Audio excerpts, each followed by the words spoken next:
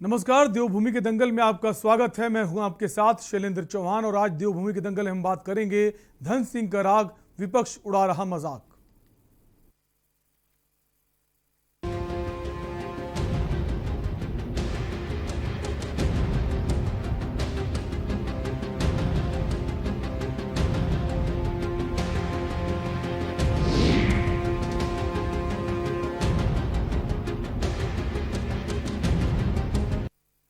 उत्तराखंड में भारी बारिश से आफत बढ़ती जा रही है। पहले ऋषिकेश देहरादून हाईवे पर स्थित रानी पोखरी पुल क्षतिग्रस्त हो गया। इसके बाद अब बादल फटने से धारचूला में भारी तबाही देखने को मिली है।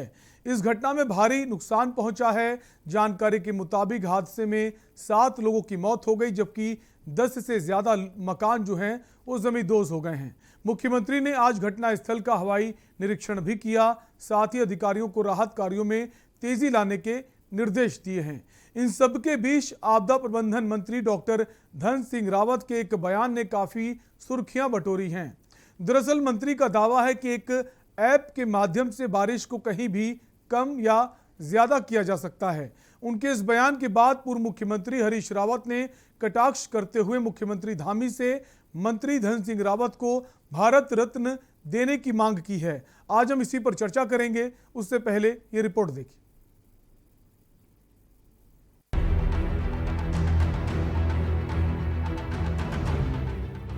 देवभूमि उत्तराखंड में भारी बारिश ने तबाही मचा रखी है। भारी बारिश से एक ओर जहां पहाड़ों में जगह जगह भूस्खलन देखने को मिल रहा है, आलम यह है कि राज्य की 200 से ज्यादा अधिक सड़कों में आवागमन बाधित हो रहा है। इसके साथ ही धारचूला में बादल फटा है, जिससे काफी तबाही देखने को मिली। लगातार हो रही ऐसी घटनाओं से चिंता काफी बढ़ गई है। ऐसा लग रहा है कि मानो इंद्र देवता इन दिनों देवभूमि से नाराज चल रहे हैं। आपको बता दें कि ऋषिकेश देहरादून हाईवे पर स्थित रानी पोखरी पुल क्षतिग्रस्त हुआ है। इसके बाद अब बादल फटने से धारचूला में भारी तबाही देखने को मिली है। हादसे में 7 लोगों की मौत हुई है, जबकि 10 से अधिक मकान जमींदोज हुए हैं। मुख्यमंत्री ने घटनास्थल का हवाई निरीक्षण भी किया है। हम लोग उसके लिए लगातार लगे हुए हैं। जहाँ पर जितनी आवश्यकता है जगह जगह पर मलबा आया हुआ है, आपदा काफ़ी हुई है और कहीं कहीं पर 3 जेसीबी 4 जेसीबी और जितनी ज़रूरत है उसके अनुसार कर रहे हैं। आज रानी पोखरी का पुल भी मैं स्वयं वहाँ निरीक्षण करने गया था।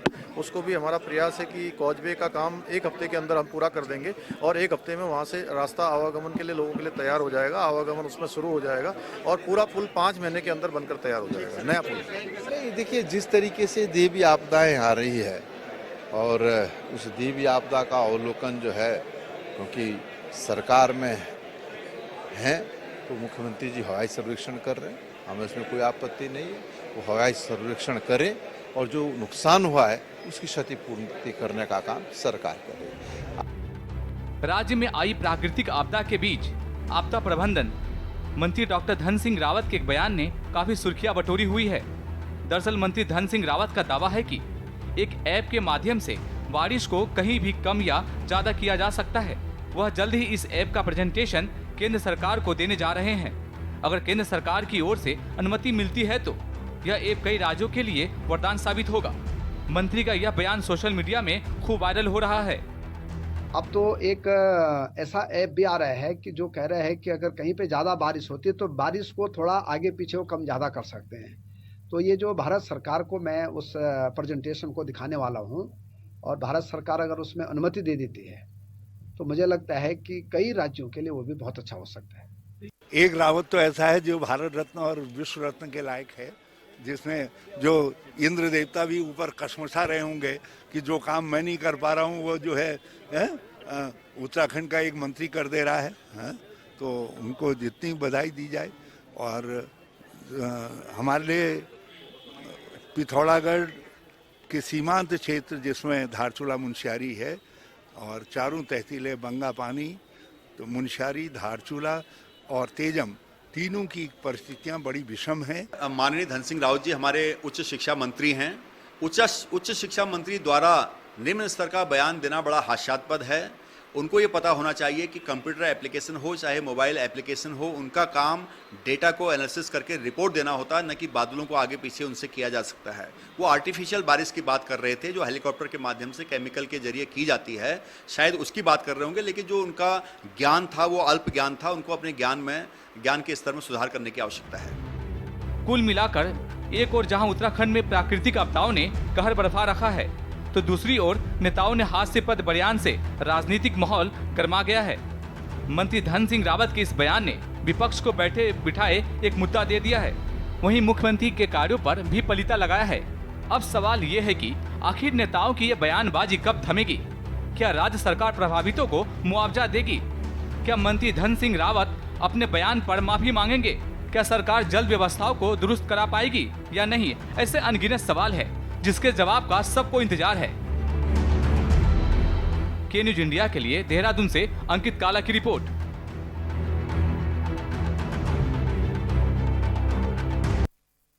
तो एक तरफ जहां उत्तराखंड आपदा से त्रस्त है, बारिश, भूस्खलन, बादल फटने से लोगों की मौतें हो रही, जाने जा रही, ऊपर से मंत्री जी का ये गैर जिम्मेदाराना बयान, और ऐसे मंत्री का जो खुद पीएचडी होल्डर हैं, शिक्षा मंत्री हैं, वो अगर ऐसा बयान देते तो कहीं ना कहीं चर्चा का विषय बनता है और सरकार के लिए भी शर्मनाक है। इसी पर हम चर्चा करेंगे। हमारे साथ कुछ खास मेहमान हैं और सबसे पहले आपका उनसे परिचय करा देते हैं। हमारे साथ नवीन ठाकुर हैं बीजेपी से, सर बहुत बहुत स्वागत है आपका।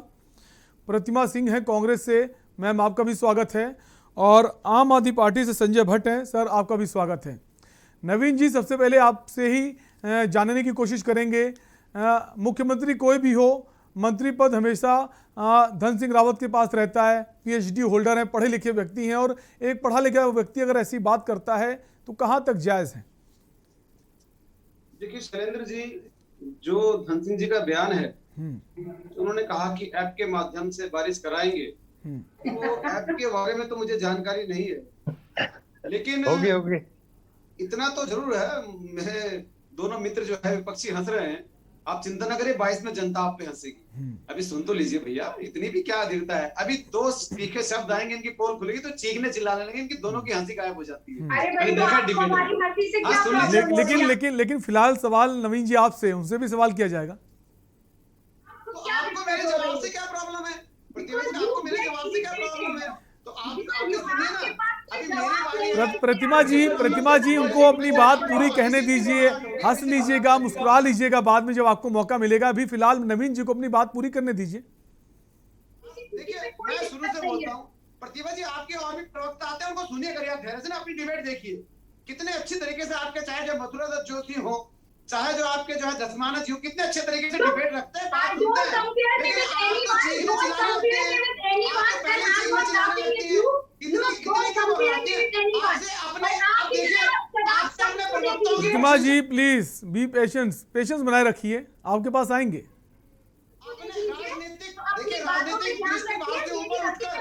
राजनीतिक दृष्टिकोण के ऊपर उठकर मैं कांग्रेस के प्रवक्ताओं की तारीफ कर रहा हूं, वो भी कांग्रेस के प्रवक्ताओं को। अरे अभी डिबेट की शुरुआत हुई, इस तरह से आप लोग झगड़ने लगेंगे तो डिबेट कैसे पूरी होगी? प्रतिमा जी आपके पास आएंगे, आप उसके बाद हंस लीजिएगा, मुस्कुरा लीजिएगा।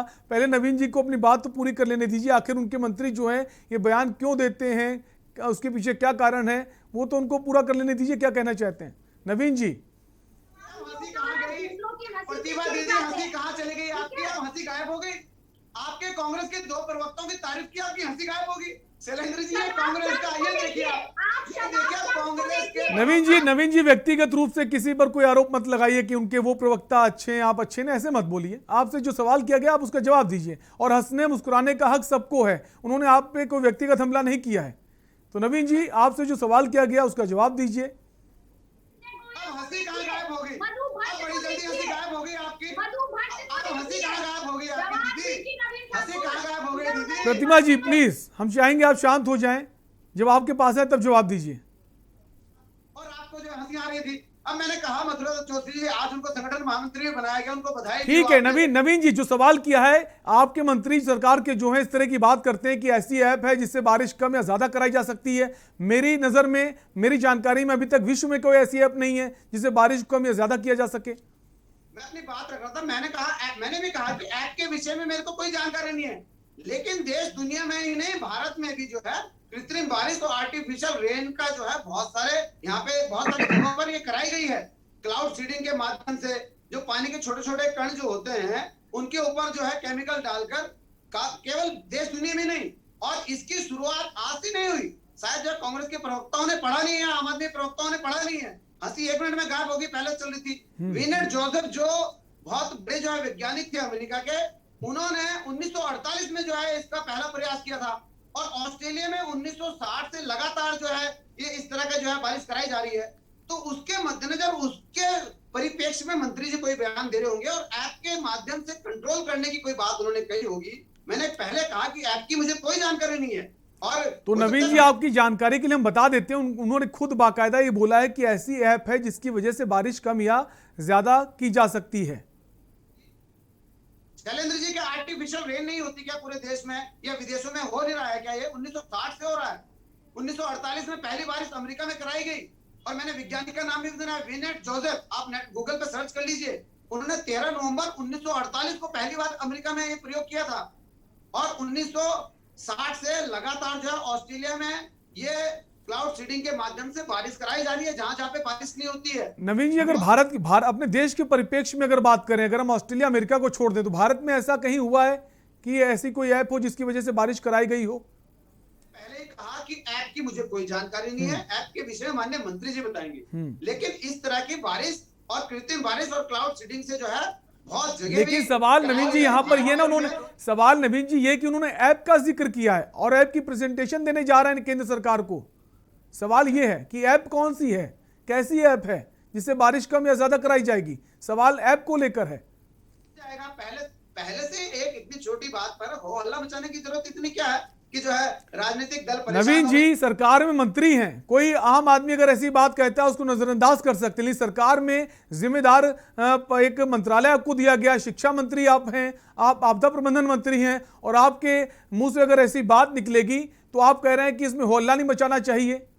शैलेंद्र जी, इसमें कौन सा आसमान टूट पड़ा? अगर किसी जो है कार्य हम ये नहीं कह रहे हैं नवीन जी आसमान टूट पड़ा, पहाड़ टूट पड़ा, लेकिन अगर एक जिम्मेदार मंत्री अगर इस तरह का बयान देगा तो उसको क्या समझेगी जो आम जनता है जिसने आपको चुनकर भेजा है? सुन तो लीजिए आप, ये तो आप सवाल कर लीजिए, मैं 5 मिनट आपके सवाल सुन लेता हूं, उसके बाद फिर मैं जवाब देता हूं। मैंने सवाल किया, आपने कहा कि बहुत बड़ा हो हल्ला नहीं हो गया, तो उसके रिगार्डिंग मैंने आपको जवाब दिया, आप पूरी बात कहिए। मैं भी जवाब दे रहा हूं ना आपको जी। मैंने कहा कि क्या कृत्रिम बारिश होती नहीं है क्या विश्व में? अगर उस कृत्रिम बारिश को या कहां पर जो है सूखा है, कहां पर बारिश करानी है, ऐप के माध्यम से आंकड़े एकत्रित किए जाए, तो इसमें क्या गलत है? क्या कोई ऐसा ऐप नहीं हो सकता कि प्रदेश में कहां पे जो है बारिश की जरूरत है, कहां ज्यादा भूस्खलन हो रहा है, कहां पे जो है सूखा है? बिल्कुल ऐप की बात कर रहे हैं। जो आपदा ग्रस्त जो इलाके हैं, रानी पोखरी पुल टूट गया है, कई सारे जो इलाके हैं वो आवागमन रास्ता बंद हो गया है, लेकिन उसके बावजूद मंत्री का ये बयान जो है वो वाकई शर्मनाक है। ब्रेक का वक्त है, फौरन लौटेंगे।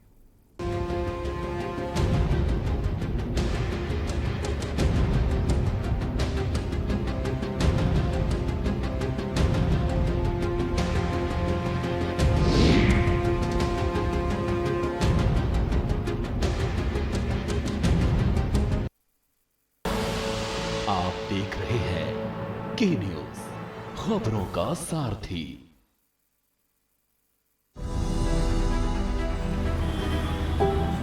पचहत्तर साल होने वाले हैं हमें आजादी मिले हुए, पर कुछ चीजें ऐसी हैं जिनसे हम आज तक आजाद नहीं हुए। जैसे सरकारी दफ्तरों की मनमानी से। इन दफ्तरों में खूब धक्के खाए, चक्कर काटे, सिफारिशें लगवाई, कल आना परसों आना, चलता ही रहा। पर अब इनसे आजादी मिलेगी, अब ये सब नहीं चलेगा। दिल्ली के सीएम अरविंद केजरीवाल ने लगा दिया है आरटीओ के ऑफिस पर ताला। अब आप कल और परसों नहीं, बल्कि अभी से आरटीओ से जुड़े सारे काम, जैसे learners licence, driving licence renewal, RC transfer, duplicate RC और आरटीओ की सभी सुविधाओं के लिए बस www.transport.delhi.gov.in पर लॉगिन करें या 1076 पर कॉल कर घर बैठे अपने डॉक्यूमेंट्स पाएं। नमस्कार, मैं आपकी क्या सहायता कर सकती हूं? ड्राइविंग लाइसेंस के लिए आपको 75वें स्वतंत्रता दिवस से आरटीओ की सब परेशानियों से दिल्ली को आजादी। क्योंकि आरटीओ की सभी सेवाएं अब घर बैठे पाएं। आप देख रहे हैं के न्यूज, खबरों का सारथी।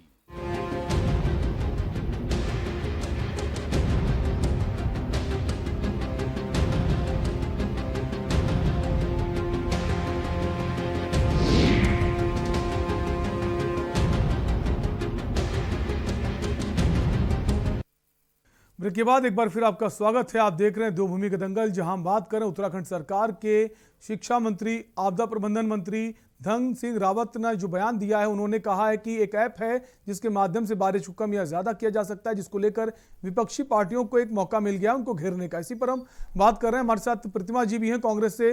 प्रतिमा जी, आपके पास आएंगे। और जैसा कि नवीन ठाकुर जी बोल रहे थे कि जो इतना हो हल्ला नहीं मचाना चाहिए, क्या कहना चाहेंगी आप? देखिए, पहली बात तो आपकी बात का मैं जवाब बिल्कुल दूंगी। पहले जरा नवीन ठाकुर की बात का जवाब दे दूं। नवीन ठाकुर जी, मथुरा दत्त जोशी जी मेरे वरिष्ठ प्रवक्ता हैं और मैंने उनसे ही सीखा है, अगर मैं आपको एक बात बता दूं तो। दूसरी बात, सूर्यकांत धस्माना जी वरिष्ठ प्रवक्ता के साथ साथ प्रदेश उपाध्यक्ष भी हैं और मैं सबसे छोटी हूँ, मुझे सबसे सीखने को मिलता है। तो आपने ये कहा कि उनका नाम सुन के मेरी हंसी उड़ गई, तो ये आपके व्यक्तित्व को दिखाता है, आपके संस्कारों को दिखाता है। दूसरी बात, आपके संस्कार नहीं दिखाता कि आपके अपने प्रवक्ता नहीं। आप क्यों दिक्कत हो रही है? आप तो सुनिए ना। नहीं, आप बता रही थी, डिबेट को नवीन जी शांत हो जाइए, कृपया शांत हो जाइए। उनको अपनी बात पूरी करने दीजिए। जब आपको जो आपके पास आएंगे तब आप जवाब दीजिएगा। इस तरह नहीं होता सर। आप भी ऐसे डिस्टर्ब कर रही थी बीच में। वो अगर वो करेंगी तो आप भी इंटरप्ट करेंगे तो डिबेट फिर कैसे होगी सर? बोल रही थी, आपका क्यों नहीं म्यूट किया गया? तो मैंने उनको रोका ना सर। जब वो बीच में बोल रही थी मैंने उनको रोका, आपने अपनी बात पूरी की। इनके संस्कार में नहीं है रुकना। सम्मान देते हैं हम, पहले इनको पूरा सुनते हैं, इनके संस्कार में नहीं है। अगर ये डिस्टर्ब करेंगे तो हम भी उसी तरह डिस्टर्ब करेंगे। दूसरे की मुस्कुराहट से कभी। अरे नवीन जी, जब वो बोल रही थी तब उनको रोका था। पार्टी के प्रवक्ताओं को दूसरों की हंसी से बड़ी दिक्कत है। जानते हैं क्यों? मैं आपको वजह बताती हूँ। वजह ये है कि ये सोचते हैं कि यार 4.5 सालों में तो हमने देवभूमि की स्थिति बद से बदतर कर दी। लोगों जनता को हर जगह नकार दे रही है, महंगाई चरम पर है, महिला उत्पीड़न बढ़ रहा है। तो बस ये 4 जुमले आपके पास और कुछ नया कुछ बता दीजिए। महिलाओं की हंसी से सबसे ज्यादा भारतीय जनता पार्टी को दिक्कत है, क्योंकि बेटी बचाओ बेटी पढ़ाओ का नारा देने वाली आपके अपने वरिष्ठ नेताओं का नाम ले तो हंसी क्यों गायब हो गई?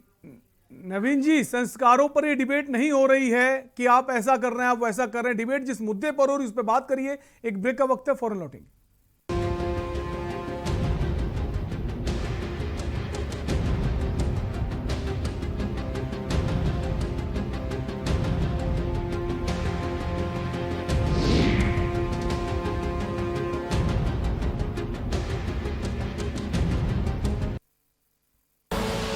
आप देख रहे हैं के न्यूज, खबरों का सारथी।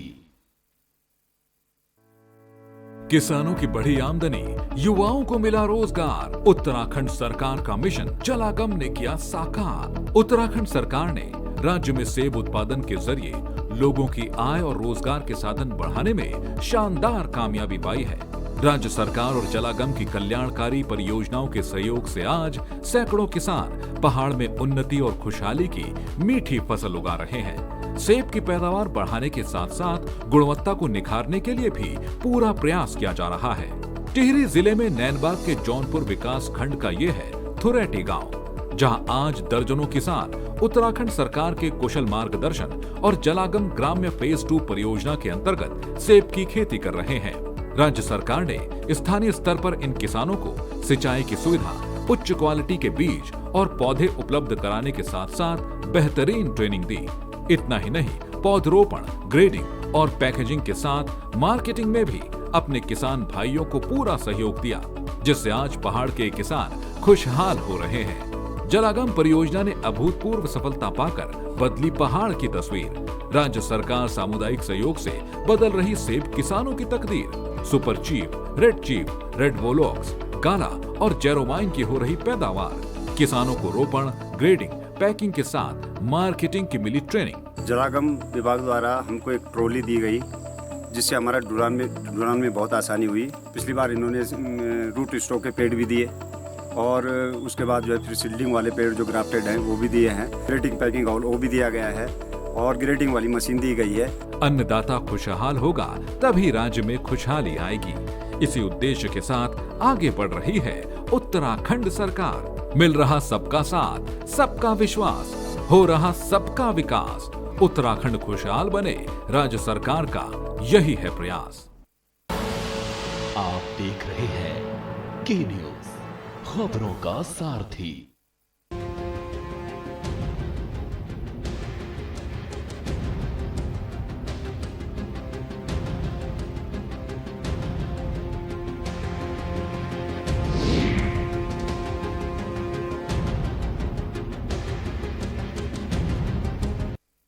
ब्रेक के बाद एक बार फिर आपका स्वागत है। आप देख रहे हैं देवभूमि का दंगल, जहां हम बात कर रहे हैं सरकार के जिम्मेदार पद पर बैठे मंत्री धन सिंह रावत का जो बयान आया है, बारिश को ऐप के माध्यम से कम या ज्यादा कर सकते हैं, वो चर्चा का केंद्र बना हुआ है। इसी पर हम बात कर रहे हैं। हमारे साथ आम आदमी पार्टी से संजय भट्ट जी हैं। संजय जी, आपके पास आएंगे। जिम्मेदार पद पर बैठे हुए मंत्री इस तरह का बयान देते हैं, उसके बाद जब सवाल किया जाता है तो कहा जाता है कि इस बयान को लेकर इतना हो हल्ला करने की जरूरत नहीं है। क्या कहेंगे आप? देखिए, अब जिस प्रकार का बयान है उस पे कहने से पहले 1000 बार सोचना पड़ रहा है कि कहें क्या इस बयान पे, क्योंकि पिछले 4.5 पौने 5 साल में जब से सरकार बनी है, कभी पहले वाले मुख्यमंत्री कहते थे कि गाय ऑक्सीजन छोड़ती है, फिर कहते हैं कि कोरोना भी एक प्राणी है, उसे भी जीने का अधिकार है। फिर दूसरे मुख्यमंत्री आए, वो उन्होंने भी कहा 20 बच्चे पैदा करते अगर ज्यादा राशन चाहिए था। या फिर अब हमारे टीएसआर चले गए तो डीएसआर हैं धन सिंह रावत जी, आपदा प्रबंधन मंत्री हैं, उच्च शिक्षा मंत्री हैं। अब वो ऐसा बयान दे रहे हैं कि ऐसी ऐप आ गई है जिसका वो केंद्र सरकार के आगे प्रेजेंटेशन करने जा रहे हैं, जिससे बादल इधर उधर सरका देंगे और बारिश जहां आपदा आनी है वहां आपदा नहीं आएगी। तो ये विचारणीय प्रश्न है। अगर ऐसा कोई आविष्कार कर लिया है तो फिर ये भारत के लिए बहुत गर्व की बात है, लेकिन अगर ऐसे ही ये फेंकम फाकी हो रही है और आपदा के सवाल जो उठ रहे हैं, पुल जो टूट रहे हैं या लोगों को जो परेशानी हो रही है, उनसे बचने के लिए सोशल मीडिया पर बरगलाने के लिए और जो इनकी ट्रोल आर्मी है उसके लिए ये सब बनाया जा रहा है, तो ये गलत है। क्योंकि आप एक पीएचडी धारक हैं, आप उच्च शिक्षा मंत्री हैं, आप आपदा मंत्री हैं, आपका कर्तव्य उत्तराखंड के प्रति बहुत बड़ा है। तीनों मुख्यमंत्री के साथ आप मंत्री भी रहे हैं, ये भी नहीं कि अभी नए नए बने हैं और आपने कुछ भी उल जलूल बोल दिया। तो ये सब बातें सोचने की है और विचारने की है। और क्या भारतीय जनता पार्टी को इससे पहले सोचना नहीं चाहिए कि भाई इस प्रकार से जहां आपदाएं लगातार आ रही है उत्तराखंड में, ये सोचिए कि 300 से ज्यादा सड़कें बंद हैं, पुल टूटे हुए हैं, लोग फंसे हुए हैं, लोग अपने गांव से नहीं निकल पा रहे, कोई इधर से उधर नहीं जा पा रहा। ऐसे समय में इस प्रकार का एक निम्न स्तर का ओछा बयान आपदा प्रबंधन मंत्री धन सिंह रावत जी देते हैं, तो उनकी संस्कृति दिखाती है कि वो किस सोच के, किस संस्कृति के हैं। और असल में बयानों का तो भारतीय जनता पार्टी का चोली दामन का साथ है। चाहे आप त्रिपुरा के मुख्यमंत्री की बात कर लीजिए जिन्होंने कहा था बत्तख से ऑक्सीजन मिलेगी और ऑक्सीजन की कमी नहीं होगी, या हमारे केंद्र वालों की बात कर लीजिए जो कह रहे थे कि नाले से गैस निकलेगी या बादलों के पीछे से वायुयान जाएगा तो रडार उसे पकड़ नहीं पाएगा। तो उसी बादलों के और रडार के चक्कर वाला ही बयान इसे समझा जाए, जैसे वो बयान था वैसे ही ये बयान है। और मुझे शर्म आती है कि ये उत्तराखंड को क्यों लज्जित करना चाहते हैं पूरे देश में। बिल्कुल, बयानों से पुराना नाता है, जैसा आपका कहना है। नवीन जी, अगर बयान की एक तरफ हम बात करें, दूसरी तरफ अगर बात करें जिस तरह से इस समय आवागमन का रास्ता बंद है, जो हाईवेज हैं वो बंद है, एक तरफ सरकार ऑल वेदर रोड की बात करती है, करोड़ों का बजट पास होता है, रानी पोखरी पुल जो है वो टूट जाता है, और इतना करोड़ों का बजट आखिर जाता कहाँ है? ऑल वेदर रोड सिर्फ नाम की ऑल वेदर रोड है या फिर काम की भी ये रोड है? जी, ऑल वेदर रोड 12,000 करोड़ का प्रोजेक्ट और ऑल वेदर का रोड का काम आप देखिए, जाके ऑल वेदर रोड जो बनी है वहां पर जाके देखिए। आपदा का हमारा प्रदेश है, बहुत बड़ी बड़ी आपदाओं का हमने सामना भी किया है और प्रकृति के आगे तो किसी का बस नहीं चलता। लेकिन ऑल वेदर रोड का आप जो कह रहे हैं नाम का है, एक बार जरा देहरादून से ऋषिकेश से गाड़ी उठा के टिहरी जाकर देखिए, जहाँ पहले 4 घंटे लगते थे आज 2 घंटे में पहुंचते हैं। आप जो है ऑल वेदर रोड का काम जब धराताल पे जाएंगे तब दिखेगा, वहाँ की जनता जानती है। और वहाँ की जनता ने इसलिए जितने भी चुनाव उस बेल्ट में हुए हैं, चाहे पूरे उत्तराखंड में हुए हैं, इसलिए भारतीय जनता पार्टी को आशीर्वाद दिया है। यहाँ बोलने से नहीं होता। तो मेरे मित्र संजय भट्ट कह रहे थे कि जो है शर्म आनी चाहिए, मेरे ख्याल से शर्म तो उमर सिसोदिया के उस बयान पे आनी चाहिए जिसपे उन्होंने कहा था कि उत्तराखंड के लोग जो है कुत्ते की तरह हैं जो रोड पे खड़े होते हैं। शर्म तो उस बयान पे आनी चाहिए जो मनीष सिसोदिया उनके उप मुख्यमंत्री ने कहा था कि नंदा देवी पर्वत की तुलना दिल्ली के कूड़े के पर्वत से की थी। शर्म उन बयानों पे आनी चाहिए, शर्म तो उन पे आनी चाहिए जो है हज हाउस बना रहे हैं वहां पर, यहाँ के कहते हैं जो हिंदुत्व की बात करते हैं और जो है हिंदुत्व को बढ़ाएंगे, तो उन बयानों पे शर्म आनी चाहिए। और माननीय धन सिंह जी के बयान को मैंने पहले ही कहा कि ऐप के विषय में मुझे जानकारी नहीं है, लेकिन कृत्रिम बारिश होती है उसके विषय में अगर इन लोगों को नहीं जानकारी है तो थोड़ा पढ़ लें, गूगल कर लें तो जानकारी मिल जाएगी। और ऐसा नहीं है क्या विज्ञान आगे से आगे तरक्की नहीं कर रहा है क्या? 1950 में अगर कोई बोलता था कि चांद पे जब हम जाएंगे तो उस समय कल्पना लगती रही थी।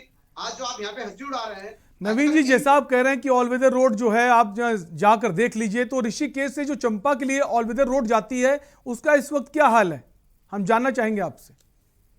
शैलेंद्र जी एक बार दोबारा दोहरा देंगे जरा। आप जैसे ऑल वेदर रोड की तारीफ कर रहे हैं, हम भी तारीफ करते हैं कि अगर ज्यादा दूरी को कम दूरी में परिवर्तित किया है, तो ऋषिकेश से जो चंबा के लिए रोड जाती है उसका इस वक्त क्या हाल है? ऋषिकेश से चंबा जो रोड जाती है, एक दो जगह अगर भूस्खलन के कारण बंद हुई, उस पे जो है काम लगा है, एक जगह 2-2 जेसीबी लगाई है। लेकिन आप देख लीजिए चंबा जो है 1 घंटे 1.5 घंटे में पहुंच रहा है ऋषिकेश से। लेकिन पहले कितना समय लगता था, कितने जो है रास्ते के जो पहले मोड़ थे उनको काट दिया गया, कितनी जगह जो है रास्ते की चौड़ाई बढ़ा दी गई और कितनी जगह जो है रास्ता सुरक्षित कर दिया गया ऑल वेदर रोड के कारण। तो भविष्य में इसके फायदे दिखेंगे। और भारतीय जनता पार्टी ने जो है केवल ऑल वेदर का रोड का काम ही नहीं, रेलवे को जो है ऋषिकेश से कंटनेर तक पहुंचाने का काम किया। पुलों की बात कर रहे हैं, 500 पुल जो है 20 साल में बने, 260 पुल जो त्रिवेंद्र सिंह रावत की सरकार ने बनाए, उनका भी जिक्र कर लीजिए। अगर भूस्खलन से या भारी बारिश से कोई पुराने 60-60 साल पुराने पुल टूट गए हैं तो उनका जिक्र भी होना चाहिए। अभी जो है हमारी दीदी प्रतिभा जी कह रही थी कि धन सिंह जी को वहां जाना चाहिए था, रानी पोखरी। अरे हमारे पूर्व मुख्यमंत्री जी वहां पर गए, मुख्यमंत्री जी ने तत्काल जो है अधिकारियों को भेजा। आज मुख्यमंत्री जी जो है पिथौरागढ़ में आपदा प्रभावित को बीच में है, वहां अधिकारियों को आदेश दिए गए, निर्देश दिए गए कि तत्काल सहायता पहुंचाई जाए, किसी भी तरह की कोई दिक्कत ना हो।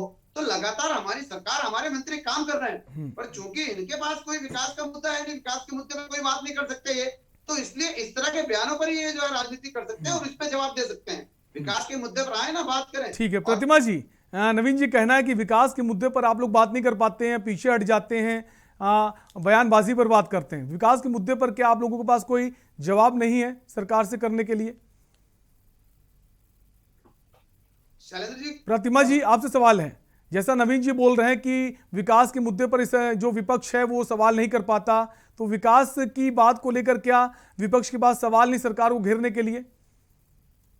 देखिए, विपक्ष के पास तो इतने सवाल है सरकार को घेरने के लिए कि जब सदन में नेता प्रतिपक्ष ने वो सवाल उठाए तो सदन का एक एक मंत्री भौचक्का रह गया, क्योंकि जिन मुद्दों पे काम ही नहीं हुए हैं आज तक धरातल पे, सिर्फ वो पेपर पे ही है और सदन के पटल पर ही है। इसलिए एक कोट में कर दूं, यहाँ पे जितने सवाल उठाए गए और उन सवालों के जवाब में मिला तो सिर्फ झूठ। चाहे वो भगवानपुर के मेडिकल कॉलेज का मुद्दा हो, चाहे वो किसानों का जो धान का अभी कर्जा बाकी है और मूल्य तय नहीं हुआ है, चाहे उसका मुद्दा हो, चाहे वो महंगाई का मुद्दा हो, चाहे वो महिला शोषण का मुद्दा हो, तो सारे मुद्दे सदन से लेकर सड़कों तक कांग्रेस पार्टी उठाती आ रही है और भारतीय जनता पार्टी के पास मुंह छुपाने की जगह भी नहीं बचेगी 2022 में। तो मुंह छुपाने की जगह तो देखिए अभी भी नहीं बची है।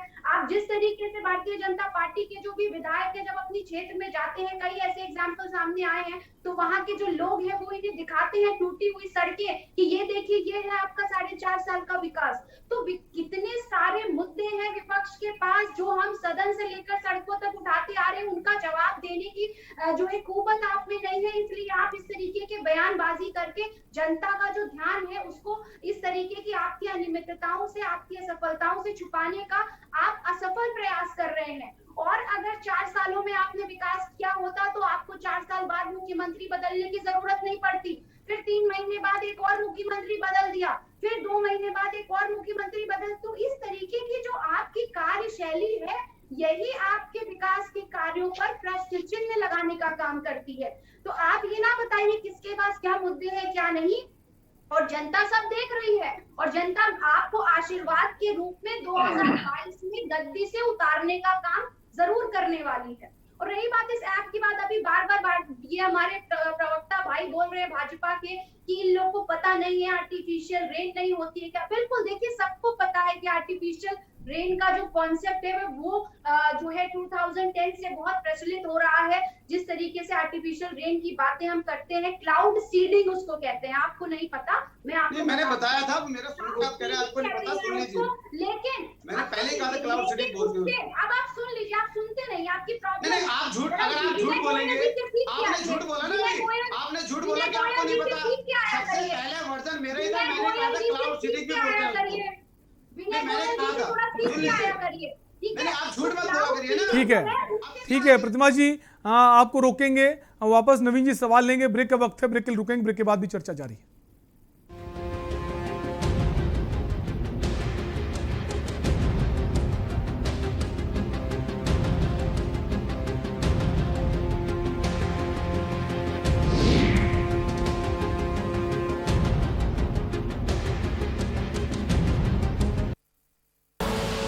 आप देख रहे हैं के न्यूज, खबरों का सारथी। कोरोना महामारी ने बच्चों से दूर। आप देख रहे हैं के न्यूज, खबरों का सारथी।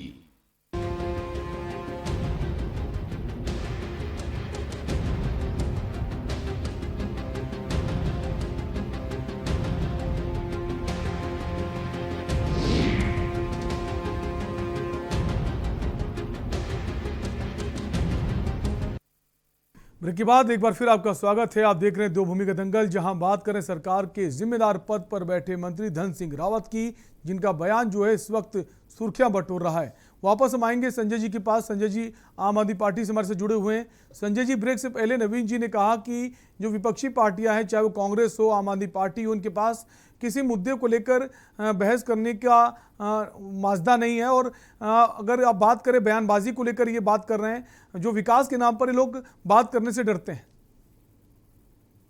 भाई जी, बात इंचे की विकास पगली गयो, और जब बरखा बादल से वो सरकी गयो, और पुल नदी गदरा में आत्महत्या करना चाहूं।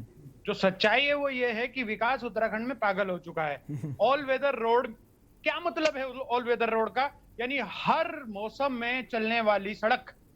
लेकिन अभी आपको भी पता है कि 300 सड़कें बंद हैं, 2 NH बंद हो गए।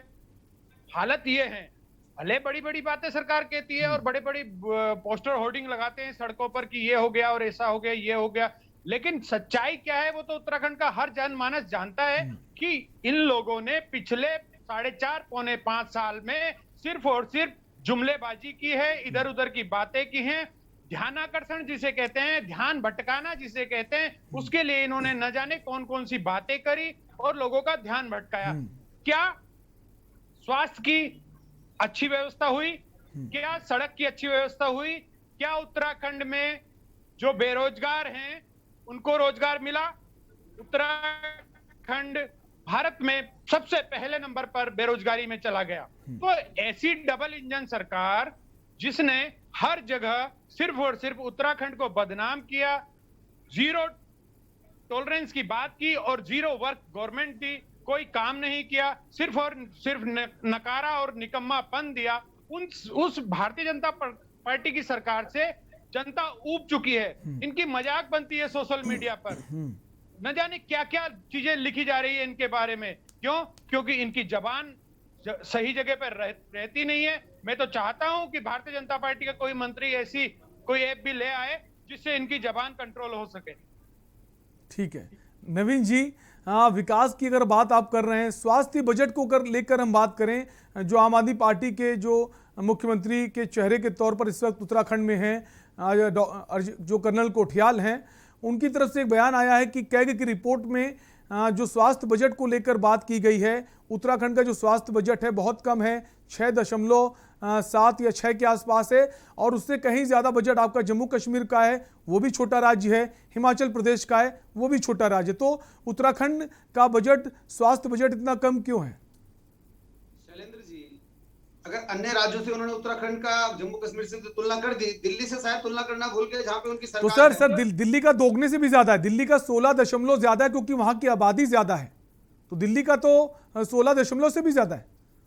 वहां पर बहुत ज्यादा सहायता भी मिलती है, लेकिन दिल्ली का जिक्र मैं इसलिए कर रहा हूँ कि अभी हमारे छोटे भाई संजय भट्ट जी भी कह रहे थे कोरोना काल में ये हुआ और वो हुआ। कोरोना काल में दिल्ली में आपने देखा होगा कि त्राही मान की और दिल्ली सरकार ने हथियार डाल दिए थे, उन्होंने मना कर दिया बाहर के लोगों का इलाज नहीं करेंगे, दिल्ली के लोगों का तो छोड़ो। उसके बाद हाई कोर्ट ने फटकार लगाई, कहा तुम्हारे बस का व्यवस्था संभालना नहीं है, ये सत्ता हटा दीजिए, सौंप दीजिए किसी और को, आपके बस का नहीं है। ये दिल्ली में हुआ। और दूसरी नवीन जी, ये कमोवेश ये स्थिति समूचे देश में थी। अगर हाईकोर्ट, दिल्ली हाईकोर्ट ने अगर आम आदमी पार्टी को फटकार लगाई तो उत्तराखंड हाईकोर्ट ने भी आपको भी फटकार लगाई है। उत्तर प्रदेश की जो हाईकोर्ट है उसने उत्तर प्रदेश सरकार को भी फटकार लगाई है। सुप्रीम कोर्ट ने भी केंद्र सरकार को फटकार लगाई है। उस विषय पे हम नहीं जा रहे हैं, हम कह रहे हैं स्वास्थ्य बजट जो है देहरादून उत्तराखंड का वो इतना कम क्यों है? दिल्ली सरकार की तरह पूरे देश को ऑक्सीजन पे गुमराह नहीं किया। उत्तराखंड की सरकार ने अपने नागरिकों का इलाज करने से मना नहीं किया। भारतीय जनता पार्टी के नागरिकों का जो है समुचित इलाज किया, ऑक्सीजन की समुचित व्यवस्था की। और दिल्ली में इन्होंने उत्तराखंड में जारी करके अपना ही देश में दूसरे नंबर पर मृत्यु दर 2.1% मृत्यु दर, देश में दूसरे नंबर पर मृत्यु दर कोरोना काल में। आप अनर्गल और झूठ बोल रहे हैं ना। अरे झूठ तो आप भी नवीन भाई, आप अनर्गल और झूठ बोल रहे हैं। राजनीतिक जीवन झूठ पे अनर्गल और झूठ बोल रहे हैं आप। अगर आप सही साफ बोलते हैं, बोलेंगे तो मैं बिल्कुल चुप बैठूंगा, लेकिन आप झूठ बोल रहे हैं। पहले तो मैंने कोरोना की बात ही नहीं की। आपने कहा कि संजय भट्ट ने कोरोना के बारे में कहा, मैंने कोरोना काल की बात ही नहीं की। मैंने तो आपके बयानों की बात की। उत्तराखंड में जो बेरोजगारी है उसकी बात की। बात कीजिए ना, कहिए आप बेरोजगारी के बारे में बताइए। उत्तराखंड की युवाओं को बताइए कि बेरोजगारी का क्या हाल है। तीनों मुख्यमंत्रियों ने मिलकर बेरोजगारी में जो उत्तराखंड को अव्वल नंबर पर पूरे देश में पहुंचाया, उसके बाद बताइए। आपको कोरोना के बारे में बताना है, कोरोना के बारे में बताइए। पूरे भारत देश में उत्तराखंड मृत्यु दर में 2.15 मृत्यु दर के साथ दूसरे नंबर पर। ये भी बताइए कि बंशीधर भगत जी जो आज मंत्री हैं, उस समय अध्यक्ष थे, उन्होंने कहा कोरोना काल में संस्थानों में लकड़ियों की कमी नहीं होने दी जाएगी। ये भी बताइए, सारी बात बताइए ना। बताइए क्या आपके विधायक ने कहा कि उत्तराखंड में उस पे ऐसे शब्द आपके विधायक उत्तराखंड के लिए बोलते हैं, वो शब्द भी बताइए आप। उत्तराखंड आपके एमपी ने गंदी गालियां दी जागेश्वर धाम परिसर में, ज्योतिर्लिंग में ब्राह्मणों को, वहां के पुरोहितों को। उसके लिए भी आप बताइए कि आप क्या आदर करते हैं, क्या कहते हैं। आपके 3 विधायकों के ऊपर बलात्कार, दुष्कर्म के आरोप हैं, उनके बारे में बताइए। आपके विधायक विनोद कंडारी जी का कल ही देवप्रयाग में विरोध हुआ, युवाओं ने विरोध किया रोजगार को लेकर, वीडियो वायरल हो रखा है। आप कहें तो मैं आपको भी भेज दूंगा, उसके बारे में बताइए। आप युवाओं को रोजगार कब मिलेगा, आप ये बताइए। युवाओं को रोजगार कब मिलेगा, आप ये बताइए। उत्तराखंड के प्रत्येक नागरिक सब्जी मंडी मत बनाइए, आप ये बताइए। उत्तराखंड के युवाओं को रोजगार कब मिलेगा। भारतीय जनता पार्टी सब्जी मंडी न बनाए, सिर्फ ये बताए उत्तराखंड के बेरोजगारों को रोजगार कब मिलेगा। क्या आप कोई ऐसी बना रहे हैं जिससे बेरोजगारों को रोजगार मिल जाएगा। जवाब देने का कोई ऐसी ऐप बना रहे हैं जिससे बेरोजगारों को रोजगार मिल जाएगा। आप रोजगार देने की बात बताएं कि कब तक उत्तराखंड के युवाओं को रोजगार मिलेगा। उन्हें 5 साल हो गए, 3 से 4 महीने आपके पास बचे। उत्तराखंड को बेरोजगारों को रोजगार कब तक मिलेगा, ये आपको बताना चाहिए। अगर आप चाहें तो बता सकते हैं, कुछ नहीं। अगर आप नहीं चाहते, केवल सोशल मीडिया की बात नहीं है तो आप इधर उधर की बातें कर लीजिए। आप सिर्फ ये बताइए कि कब उत्तराखंड के बेरोजगारों को जो 23.4 बेरोजगारी है, उन युवाओं को रोजगार कब तक देगी ये भारतीय जनता पार्टी की सरकार। कब तक रोजगार दोगे आप सीधी बात बताइए कि रोजगार कब दे रहे हैं। रोजगार पे बात करनी नहीं आती क्या कोई ऐसी ऐप बना रहे हैं जिससे बेरोजगारों को रोजगार मिल जाएगा। क्या कोई ऐसी ऐप बना रहे हैं जिससे बेरोजगारों को रोजगार मिलेगा। क्या कोई ऐसी ऐप बना रही है भारतीय जनता पार्टी की सरकार जिससे बेरोजगारों को रोजगार मिलेगा? उन्हें कोई मतलब नहीं है। नहीं, दिल्ली की जनता आपके की बस गाड़ी का कमाई नहीं है, है। पोस्टर पे उड़ा रहे आप हैं, लोग सिर्फ पोस्टर उड़ा रहे हैं आप केवल, और बेरोजगारी केवल चीखने चिल्लाने के से, अलावा कोई काम नहीं है। से, केवल शिक्षा सोशल से, मीडिया की सड़क पार्टी। से, धरातल पे आपदा एक पार्षद तय से, नहीं है मरते आपका। लोगों के धरातल पे कोई मरती मात्र संगठन नहीं है शक्ति आपका। से केवल उनके पैसे ध्यान के दम भटकाने पर के लिए दिल्ली की अनर्गल जो गाड़ी कमाई बयानबाजी कर जनता की सकती है टैक्स भारतीय कमाई जनता है, पार्टी की उसको सरकार। उत्तराखंड में काम घूमने नहीं का कर काम कर रहे हैं। सकती, पूरे सिर्फ उत्तराखंड और को केवल पोस्टर से सिर्फ बांटने का काम कर रहे हैं। बयानबाजी। उत्तराखंड की जनता आपकी हकीकत जानती है। आप जो है वो दिल्ली वाला मॉडल उत्तराखंड में नहीं चलेगा। आप उमर सिसोदिया के बयान पे बोलिए ना, क्यों भाग रहे हैं? क्यों इधर उधर दिल्ली की बात जो अफगानिस्तान पहुंच रहा है? हमारे माफी जीते हुए मांगिए उमर सिसोदिया के बयान पे। जनप्रतिनिधि चैंपियन माफी जी के बयान मांगिए। की भी बता उत्तराखंड दीजिए की जनता तो जो आपको उन्होंने माफ कहा करने था कि वाली नहीं है। उत्तराखंड की अगर मां रत्ती की, भर शर्म है उत्तराखंड की तो बहन माफी की, मांगिए। उत्तराखंड रत्ती मेरे भर शर्म नहीं है। रत्ती भर वो शर्म सब नहीं है। बातें बताइए ना। उत्तराखंड की भारतीय जनता जनता की पार्टी के तुलना विधायक कुत्तों ने से क्या क्या करेगा? कहा उत्तराखंड के बारे में, कुत्ते हैं क्या? उसके उत्तराखंड बारे की में जनता आपको बताइए। माफ नहीं करने वाली है। आपके नहीं माफ करेगी आपको। जिस आपके प्रकार सरकार ने सांसद आपको कश्यप जी भगाया, आकर उसी प्रकार 22 नाम आपको भगाएंगे। ज्योतिर्लिंग जिस प्रकार बनारस से जागेश्वर आपको धाम में भगाया, गंदी आपके गंदी केजरीवाल गाली को दी मंदिर बनारस से परिसर में, पेड़ करके क्या भगाया। यही आपका उसी प्रकार हिंदुत्व उत्तराखंड है? की जनता भगाएगी। क्या यही ताजवा आपका नेगी की हिंदुत्व हत्या है? का जवाब दीजिए। क्या पुरोहितों ताजवा को नेगी गाली के देना ही बचाने का भारतीय जनता आपके पार्टी का किसी हिंदुत्व नेता के है? पास भी समय नहीं था। कपिल मिश्रा दिल्ली ब्रेक से हो गया, आके ब्रेक। ताजवा नेगी के घर चले गए। ब्रेक हो गया, अरविंद ब्रेक। केजरीवाल जो है वहां पर जाकर 1-1 करोड़ रुपए उन दंगाइयों को दे सकते हैं जाकर। तो एक जाति विशेष क्या है? लेकिन ताजवा नेगी के साहब जाने को का समय दिए नहीं मिला आपको। 15 दिल्ली को जिस डॉक्टरों प्रकार को आपके 1-1 पार्षदों करोड़ ने रुपए दिए, 15 डॉक्टर शहीद हुए, 15 आपने डॉक्टरों को केवल 1-1 एक करोड़ डॉक्टर को रुपए दिए, दिए। केवल एक डॉक्टर आप को। अपनी और आप जो है व्हाट्सएप दिल्ली में ज्ञान को हज हाउस बना धन रहे सिंह हैं, रावत जी को हिंदुत्व की दीजिए। ठीक है लेकिन जो सवाल किया गया था वो स्वास्थ्य बजट को लेकर किया गया था, जिसको बड़े ही आसानी से जो हमारे प्रवक्ता हैं बीजेपी पार्टी के नवीन जी, उन्होंने घुमा दिया। स्वास्थ्य बजट आखिर इतना कम क्यों है? जो कैग की रिपोर्ट है उसके हवाले से जो बजट है 6.7 समथिंग है, और उसी के कंपेयर अगर बात करें छोटे राज्यों की, जम्मू कश्मीर की बात करें, हिमाचल प्रदेश की, उसका कहीं ज़्यादा है। तो ये भी बड़ा कारण है। स्वास्थ्य को लेकर बड़े बड़े दावे किए जाते हैं स्वास्थ्य क्षेत्र को लेकर कि हम स्वास्थ्य क्षेत्र के लिए ये कर रहे हैं, लेकिन हकीकत कुछ और ही है। और जो बयानबाजी आती है सरकार के जिम्मेदार पद पर बैठे मंत्रियों की, वो और शर्मनाक है। ऐसे मौके पर जहां इस वक्त भूस्खलन हो रहा है, बारिश ने तबाही माम मचाया हुआ है, बादल फट रहे हैं, लोगों की मौतें हो रही हैं, लोगों के जो घर हैं वो ज़मींदोज़ हो रहे हैं, और उस बीच जो आपदा प्रबंधन मंत्री हैं, शिक्षा मंत्री का भी उनको मंत्रालय मिला है, धन सिंह रावत पढ़े लिखे मंत्री हैं, PWD होल्डर, माफ़ कीजिए PhD होल्डर हैं, और वो अगर ये कहते हैं कि एक ऐप के माध्यम से बारिश को कम या ज़्यादा किया जा सकता है, तो ज़रूरत है हमारे देश को ऐसी ऐप की। बुंदेलखंड में ज़रूरत है, नासिक में ज़रूरत, महाराष्ट्र के जो विदर्भ है जहाँ इतना सूखा होता है किसान आत्महत्या कर लेते हैं, बुंदेलखंड में सूखे का हाल है। तो अगर ऐसी कोई ऐप है, हम चाहेंगे उसको केंद्र सरकार को बताएं, उस ऐप के माध्यम से जहाँ सूखाग्रस्त इलाका है भारत में कई जगह, वहाँ सूखा खत्म हो जाए। तो ऐसे जो बयान है वो चर्चा का विषय बन जाते हैं, और उस बयान को लेकर जो विपक्षी पार्टियां, उनको मौका मिलता है सरकार को घेरने का। और ये एक नई बात नहीं है बयानबाजी की, बयानबाजी ये चलती रहती है।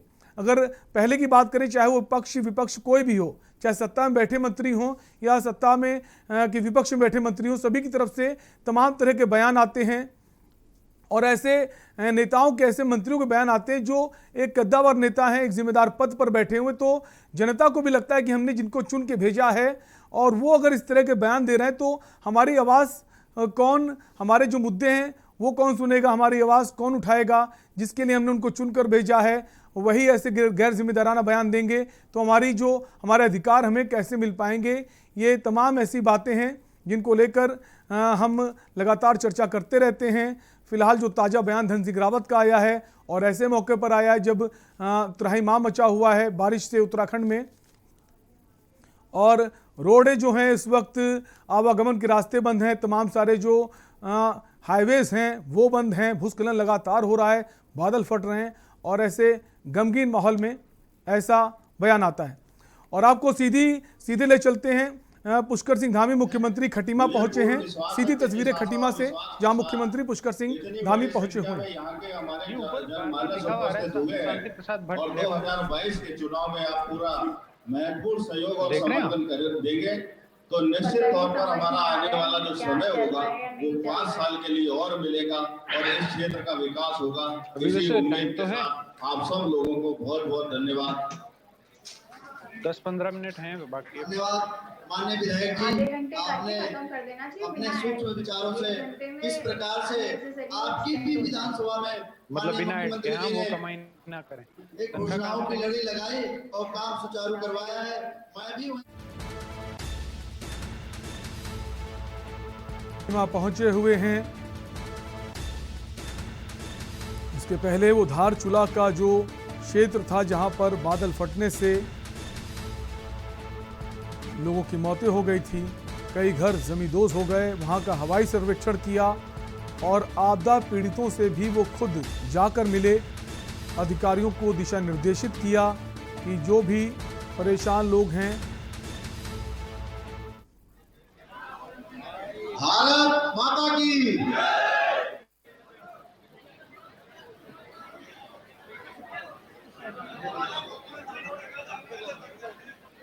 बहुउद्देशीय शिविर, इसमें समस्या निस्तारण एवं आप सबके बीच में हमारे सभी आए हुए अतिथिगण, मुख्य रूप से हमारे भारतीय जनता पार्टी के जिला अध्यक्ष आदरणीय सिद्धि, जो कि लगातार विभिन्न कार्यक्रमों में पूरे जिले में अपनी सहभागिता करते हैं। हमारे नानकबता क्षेत्र के लोकप्रिय विधायक भाई डॉक्टर। तो खटीमा पहुंचे हैं मुख्यमंत्री पुष्कर सिंह धामी। एक ब्रेक का वक्त है, फौरन लौटेंगे। आप देख रहे हैं के न्यूज, खबरों का सारथी। उत्तराखंड में सिंचाई की आधुनिक तकनीकी ने किसानों के तरक्की के द्वार खोल दिए हैं। इन खेतों में कभी मुट्ठी भर अनाज होता था, लेकिन आज किसान नकदी फसलें उगाकर लाखों की कमाई कर रहे हैं। इससे सरकार का किसानों की आय दोगुना करने का संकल्प हो रहा है पूरा। उत्तराखंड जलागम विकास परियोजना ग्राम्य फेज 2 के तहत सिंचाई के लिए बने सोलर वाटर लिफ्टिंग सिस्टम व अलग अलग तकनीकी से बनाए गए पानी के टैंकों ने पहाड़ की खेती किसानी को दे दिए हैं नए आयाम। सिंचाई होने से बंजर पड़े खेतों पर भी नकदी फसलों का होने लगा है उत्पादन। उत्तराखंड सरकार की इस अनूठी पहल से किसान बेहद खुश हैं। हमारे गांव में जलागम विभाग के माध्यम से सोलर लिफ्टिंग पंपिंग योजना शुरू की गई। इस परियोजना से हमें बहुत बड़ा फायदा मिला, जो कि जमीन हमारी आज तक मतलब कुछ ऐसे बिना सिंचाई से हमारा जिन खेतों पे कुछ नहीं होता था, आज वहाँ पर नकदी फसलें बहुत अच्छी हो रही है और बहुत अच्छा दाम कमाया। पूरे गांव वालों को बहुत बड़ा फायदा मिला। उत्तराखंड में अब तक 24 सोलर वाटर लिफ्टिंग सिस्टम, 10,773 वर्षा जल संग्रहण टैंक, 1431 सिंचाई टैंक, 246 सिंचाई गूल, 437 सिंचाई पाइपलाइन व 127 जियो लाइन टैंक बनाए गए हैं। स्थानीय संसाधनों के सतत प्रबंधन से उत्पादकता और ग्रामीण समुदाय की आय में वृद्धि करने के लिए प्रतिबद्ध है उत्तराखंड सरकार। आप देख रहे हैं के न्यूज, खबरों का सारथी। ब्रेक के बाद एक बार फिर आपका स्वागत है। आप देख रहे हैं दो भूमि का दंगल। आपको एक बार फिर से खटीमा ले चलेंगे, जहां मुख्यमंत्री पुष्कर सिंह धामी 2 दिवसीय दौरे पर हैं। अपने गृह जनपद खटीमा पहुंचे हैं मुख्यमंत्री पुष्कर सिंह धामी। क्या कुछ कह रहे हैं, आपको सुनाते हैं। रुद्रपुर के मेयर और लोकप्रिय नेता आदरणीय रामपाल जी, भारतीय जनता पार्टी के जिला अध्यक्ष भाई विवेक सक्सेना जी, भाई हिमांशु जी, हमारे तीनों मंडलों के अध्यक्ष आदरणीय देवेंद्र सिंह रिंकू जी, भाई नवीन कन्याल जी, भाई सतीश गोयल जी, पंचायत सिंह, हमारे इस विधानसभा क्षेत्र के प्रभारी के नाते जो लगातार हम सबके बीच में संवाद स्थापित करने का काम, लगातार समन्वय बनाने का काम करेंगे। मंडी परिषद शिक्षा के क्षेत्र में पुराने आंदोलनकारी नेता भाई भाई मेरे साथ लंबे समय तक काम करने वाले देवभूमि व्यापार मंडल के अध्यक्ष भाई विकास शर्मा जी, यहाँ पर उपस्थित भाई रविंद्र सिंह राणा जी, ओम प्रकाश राणा जी, हमारे वरिष्ठ नेता डॉक्टर महेश सक्सेना जी, चंद्रभूषण सिंह जी, भाई अजय मौर्य जी, कन्हैयालाल जी, मनोज साई जी, रमेश जोशी जी, किरण देवी जी, उर्मिला देवी जी, मोहम्मद अनीस जी, और मंच पर उपस्थित सोमनाथ मौर्य जी, हमारे भाई ईश्वरी दत्त पांडे जी, सभी हमें सबका नाम हो तो नंदन जी से लेकर बहुत सारे नाम हैं और नामों में जाऊंगा तो मैं कह रहा हूँ कि मेष राशि से लेकर मीन राशि तक, क्योंकि खटीमा में हूँ मैं या इसके अधिकांश स्थानों पर लंबे समय तक संगठन के काम से, इसके काम से, उसके काम से जाते जाते सभी के नाम मुझे स्मृत है, मैं जानता हूँ। इसलिए मेष राशि से लेकर मीन राशि तक सभी उपस्थित हमारे भाइयों एवं बहनों, मंच पर उपस्थित भाई श्रीपाल राणा जी, हमारे कमिश्नर साहब, हमारे आईजी साहब, डीएम साहब, हमारे कप्तान साहब, उनकी पूरी टीम, सीडीओ साहब, एडीएम साहब, एसडीएम साहब, सारे जितने भी जो है हमारे विभिन्न विभागों से आए हुए अधिकारीगण, सभी कर्मचारीगण उपस्थित, हमारे सभी बड़े बुजुर्ग उपस्थित, मेरे नौजवान साथियों, बड़ी संख्या में आए हुए मातृशक्ति, हमारे सभी आदरणीय पत्रकार बंधु, छायाकार, electronic media, print media, social media और सब प्रकार का मीडिया जो बनाने का काम करते हैं, ऐसे सभी बंधुगण, मैं आज के अवसर पर आप सबका बहुत आभारी हूँ। बहुत बड़ी संख्या में आप सब लोग आए हैं। आज का उद्देश्य जो ये शिविर यहाँ पर लगाया गया है, इस शिविर का उद्देश्य कोई यहाँ से उद्बोधन करना नहीं था। आप सब लोग जानते हैं कि सरकार के द्वारा किस प्रकार से काम किया जा रहा है, कौन कौन सी योजनाएं चलाई जा रही है। मैं फिर भी आप सबके सामने कुछ बात रखना चाहता हूँ। देखिए, प्रदेश स्तर पर हमने अभी हमारा विधानसभा का सत्र हुआ, लगभग 1 हफ्ते सत्र चला है, 6 दिनों तक लगातार विधानसभा का सत्र चलता रहा। उसमें बहुत सारे मुद्दों पर हमारी चर्चा हुई, बड़ी गहन चर्चा हुई। प्रदेश के विभिन्न जगह के अलग अलग मुद्दे, विकास की सतत प्रक्रिया, विकास की सतत चर्चा विधानसभा के अंदर हुई है। उसमें मैंने नेता सदन के रूप में, मैंने मुख्य सेवक के रूप में अपना जो मैंने वहां पर भाषण रखा था, मैंने अपनी बात रखी थी। हमने कहा कि हमारी सरकार 3 मुद्दों पर काम करेगी, 3 मुद्दों पर काम करेगी।